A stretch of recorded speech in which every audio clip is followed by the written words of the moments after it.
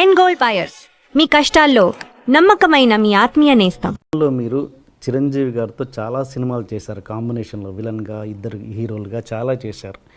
విలన్గా చేశాను, ఇద్దరు హీరోలుగా కూడా చేశాను. మీరు లాస్ట్ సినిమా నాకు తెలిసినంత వరకు కొదమసింహం అనుకుంటాను, అంతేనా? దాని తర్వాత నాకు గుర్తులే. పట్టణం వచ్చిన పతివతలు చేసాం, దిల్లారంగా చేసాం, చక్రవర్తి చేసాం, దాని తర్వాత కొదమసింహం. ఏమో గుర్తులే. కొదమసింహం లాస్ట్ చివరి సినిమా. ఏదైనా ప్రత్యేకమైన కారణాలు ఉన్నాయా మీరు మళ్ళీ చేయకపోవడానికి? చిరంజీవి అడిగితే ఇప్పుడు చేస్తారు. సైరాలో చేస్తారా అడిగితే? ఎందుకు చేయను, అంతేనా? ఓకే. చేయదని ఎవరికైనా చెప్పానా? అదేగా. అంటే ఏదైనా కారణాలు ఉన్నాయా గ్యాప్ రావడానికి అని? నిజమైన కారణాలు నాకు తెలిసిలేవు, అతనికి లేవు అని నేను అనుకుంటాను. Okay okay. మీరు ఇంతగా నన్ను ప్రశ్నిస్తుంటే ఎదిరిస్తున్నారు, బట్ మీరు పొలిటికల్గా ఉన్నప్పుడు ఏ జర్నలిస్ట్ ఎదిరించడం అంటే అప్రస్తుతంగా మాట్లాడినప్పుడు ఓకే అడగద్దంటాను. ఎదిరించడం వేరు, తిరగబడడం వేరు, బట్ రెండూ చేయలేదు. ఇదే స్పీడ్ మీరు పొలిటికల్ లీడర్గా ఉన్నప్పుడు కాలేదు. జర్నలిస్టులని అంత ఎందుకు మీరు అంటే పొలిటికల్గా అంత స్ట్రాంగ్ కాదనా? అంటే మీరు రాజ్యసభ సభ్యుడిగా ఉన్నప్పుడు ఆ ఇంటర్వ్యూస్లలో ఇంత హార్ష్గా ఉన్నారా మీరు? హార్షా? ఇది మీకు హార్ష్ అనిపిస్తుంది? హార్ష్ మీన్స్ మీరు ఎక్కువగా ఇంత చనువుగా ఉండేవాళ్ళు కాదు. బ్రదరు, కొంతమంది మాట్లాడే విధానాన్ని బట్టి మాట్లాడే క్వశ్చన్స్ ఏదో రఫ్ అండ్ టఫ్గా అడుగుతారు. అది వాళ్ళకి ప్రాక్టీస్ అయిపోయింది కొంతమంది రాజకీయ నాయకులకు, కొంతమంది జర్నలిస్ట్ సోదరులకి. ఎందుకంటే వాళ్ళు అడుగుతున్నది కొంతమంది రాజకీయ దొంగల్ని. ఆ కొంతమంది జర్నలిస్టు సోదరులు అవినీతి పరులైనటువంటి కొంతమంది రాజకీయ నాయకులను అడిగి అందరినీ ఒకే విధంగా అడుగుతారు. నన్ను ఎవరో ఒకరి ఇబ్బంది పెట్టారు, కానీ నేను ఎందుకు భయపడాలి? నేను ఇప్పుడు ఇది ఎక్స్పెక్ట్ చేసింది. బట్ మీరు కూడా చెప్పండి. జర్నలిజం అంటే కీ హోల్ జర్నలిజం చేయకూడదు. ఆ జర్నలిజంలో కూడా కొన్ని సిద్ధాంతాలు ఏం అడగచ్చు, ఏం అడగకూడదు, బట్ అవి మించి అడుగుతూ ఉంటారు కొంతమంది. మీరేం అడగలేదు, ఒకటి అడిగారు, ఎప్పుడు మీరు మీ గర్ల్ ఫ్రెండ్ ఉండిందా అన్నది అప్రస్తుతం. అంటే ఇలా అన్నప్పుడు ఎవరికైనా కోపం వస్తుంది, ఏం మాట్లాడుతున్నావు ఆయన అంటారు. అవును. But anyway, welcome. Okay. And నేను ఇప్పుడు ఆఫ్ ద స్క్రీన్ మాట్లాడేది ఏంటంటే, మీరు ఇంతకుముందు ఒక మాట అన్నారు, ఫలానా రాజ్యసభ సభ్యుడిగా ఉన్నప్పుడు నేను ఇంత అన్నారు, గుర్తుందా? అది చెప్పండి. అది చెప్పడానికి నేను క్వశ్చన్ అడిగాను. ఏం అడుగుతారు? మీరు ఇంతకుముందు చెప్పారు ఆఫ్ ద స్క్రీన్, రాజ్యసభ సభ్యుడిగా ఉన్నప్పుడు మీరు నాకు అన్ని తెలియదేయడం లేవు, అప్పుడు నేను చెప్పలేకపోయాను అన్నారు, మీరు గుర్తుందా మీకు?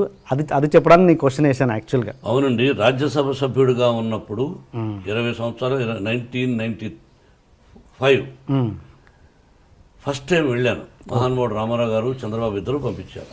ఓకే.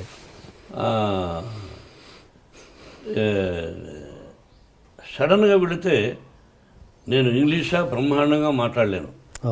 అప్పటికంటే ఇప్పుడు కొంచెం బెటర్.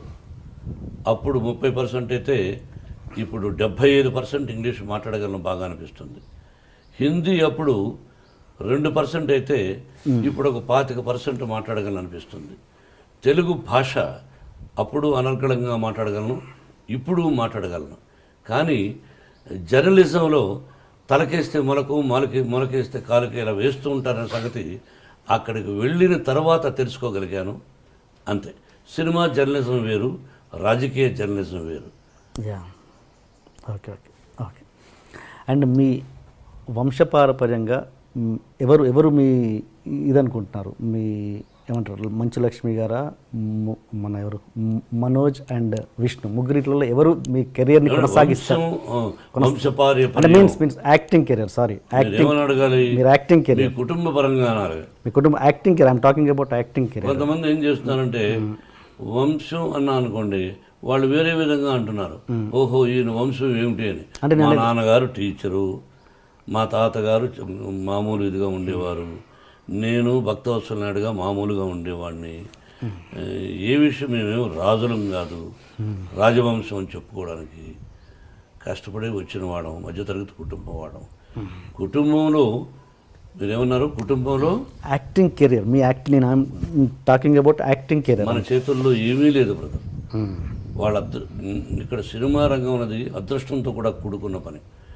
వాళ్ళు యాక్టింగ్ పనికొస్తారా పనికిరారా అని అడిగారనుకో డైరెక్ట్గా, నా బిడ్డలు ముగ్గురు అత్యద్భుతమైన నటులు, ఏ పాత్రనైనా అవలీలగా పోషించగలిగినటువంటి నటులు. సక్సెస్ ఫెయిల్యూర్స్ అనేది కామన్. వాళ్ళు సక్సెస్ఫుల్ ఆర్టిస్టులు, ప్రజల చేత శభాష్ అనిపించుకున్న వాళ్ళు. కాబట్టి వాళ్ళు మంచి కథలు వినుకున్నా అదృష్టవశాత్తు కొన్ని అటు ఇటు అవుతాయి, కొన్ని హిట్ అవుతాయి. It is not in our hands. I wish ముగ్గురు ఈ రంగంలో రాణించాలని, ఇదే రంగంతో పాటు ఇంకేదైనా వ్యాపారం చేసుకోవాలని కోరుకుంటున్నాను. మీరు మంచులక్ష్మి గారు కలిసి యాక్ట్ చేసే సందర్భం ఇప్పుడు రావచ్చా? మీరు కథ తీసుకురండి, చేస్తాను. అలాంటి నాకు ఉద్దేశాలు ఇష్టమే, చెప్పారుగా. మంచి కథ తండ్రి చేస్తాను. ఆ అమ్మాయికి ఒక పొగరుంది నా ముందు, నేను చాలా గొప్ప నటిని. నాకు ఇంకా అహంకారమా పొగర రకరకాలుగా ఉంది. నా ఎదురుగా ఎవరిని యాక్ట్ చేస్తే వాళ్ళకంటే నేను శభాష్ అనిపించుకోవాలి, నేను శభాష్ అనిపించుకోవాలి సినిమా అనే పొగరు నాకు ఉంది. సినిమా ఎవరైనా కథ తయారు చేసుకోవడం చేద్దాం. ఆ అమ్మాయిని ఏ సీన్లను కనిపించలేకుండా చేస్తాను. ఓకే ఓకే నటుడుగా. అదే. అండ్ ఇంకా మీరు ఈ కమర్షియల్ ఎలిమెంట్స్ పక్కన పెట్టి, లైక్ మీరు బాలీవుడ్లో దంగల్ లాంటి సినిమాలు, అలాంటి సినిమా దంగల్ అమీర్ ఖాన్ చేశాడే దంగల్ అంటే అమ్మాయితో అమ్మాయిలు పైకి రావడం, కుస్తీ యా, అలాంటి అంటే ఎలాంటి కమర్షియల్ ఎలిమెంట్స్ లేకుండా, ఈ పాటలు ఫైట్లు ఇలాంటివి లేకుండా మీలాంటి నటులే చేయగలరు కదా, అద్భుతమైన నటన. అలాంటివి ఎందుకు చేయలేకపోతున్నారు మన హీరోలు? తీయాలని మన హీరో ఇతరుల గురించి నేను మాట్లాడను. నేను తీయాలని కోరుకుంది. ఈ మధ్య నాకు 2-3 ఫెయిల్యూర్స్ వచ్చాయి, అందుకని డబ్బు పోగొట్టుకున్నాను. ఇప్పుడు ఈ సినిమా గాయత్రి హిట్ అయింది అనుకోండి, ఆ టైప్ ఆఫ్ కథ ఎవరైనా తెచ్చారనుకోండి, అది ప్రాక్టికల్. కొంతమంది ధైర్యం చేస్తారు. నేను కొన్ని సినిమాలు ధైర్యం చేశాను, మీకు అర్థమైందా? కాబట్టి ధైర్యే సాహసే లక్ష్మి అంటే ఇక్కడ లక్ష్మి ఉండాలి. ధైర్యే సాహసే లక్ష్మి అన్నారు అంటే లక్ష్మి ఉంటేనే ధైర్యం వస్తుంది. అదే నీకు అర్థం కదా? అటువంటి చేయడానికి నాకు అభ్యంతరం లేదు. మా గురువుగారు ఎప్పుడూ తీశాడు మనుషులంతా ఒకటే అని. నేను యాక్ట్ చేశాను. ఓకే అండి, ఇప్పుడు గాయత్రి సినిమా గురించి మాట్లాడుకుందాం సార్.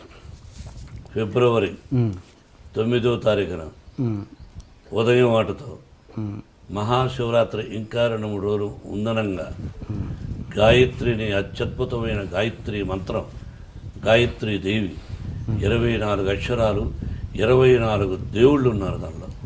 అటువంటి గాయత్రి మంత్రం, ఆ పేరు విష్ణుబాబు పెట్టాడు. అది ఫిబ్రవరి 9 రిలీజ్ కాబోతుంది. విభిన్న పాత్రలు పోషించాను. అడగండి. మీరు ప్రతి సినిమా రీమేక్లు ఎందుకు తీసుకుంటారు? Most of the movies remakes ఎక్కువగా ప్రిఫర్ చేస్తుంటారు మీరు, ఎందుకు? లేదే, రీమేక్లు అల్లరి మొగుడు రాఘవేంద్ర గారి రీమేక్ గారు ఓకే ఉన్నాయి, నేను పర్సెంటేజ్ ఎక్కువగా ఉంటుంది, రీమేక్స్కి ఎక్కువ ప్రిఫర్ చేస్తారు అన్నది. చాలామంది ఇష్టపడతారు. మీరు హిస్టరీ తీసుకుంటే పేర్లు చెప్పను, ఓకే, రీమేక్ కోసం వెతకం, దొరికితే రైటర్ వచ్చి చెప్తాడు, సార్ పలానా లాంగ్వేజ్లోనే తీసి చూద్దామని అంటాం. బాగుంటే ఓకే. రీమేక్లు కూడా ఫెయిల్ అవుతుంటాయి కొన్ని. మలయాళంలో కొన్ని పిక్చర్స్ కొన్నాను నేను, అన్నీ హిట్గా 1-2 ఫెయిల్ అయినాయి. ఏది కంఫర్ట్గా ఫీల్ అవుతారండి? స్ట్రైట్ ఫిల్మ్ కంఫర్ట్గా ఫీల్ అవుతారా, రీమేక్ కంఫర్ట్గా ఫీల్ అవుతారా ఒక ఆర్టిస్ట్గా మీరు? డబ్బు విషయంలో రీమేక్ అయితే దానిలో ఏం తప్పులు ఉన్నాయి, ఏం డెవలప్ చేయొచ్చు మన నేటివిటీ కోసమని మనం అదే ఫస్ట్ ప్రిఫరెన్స్ ఇవ్వచ్చు. స్ట్రైట్ పిక్చర్ అయితే నటన అదే ఇది ఒకటే, ఆ నటన చూసి నేను నటన చేయను, యాక్టింగ్ చేయను, కథ తీసుకుంటాను తప్ప వాళ్ళలాగా మనం ఎందుకు చేస్తాం? అప్పుడు ఐ బికమ్ ఏ ఫూల్. కథ ఒరిజినల్ స్టోరీ అయితే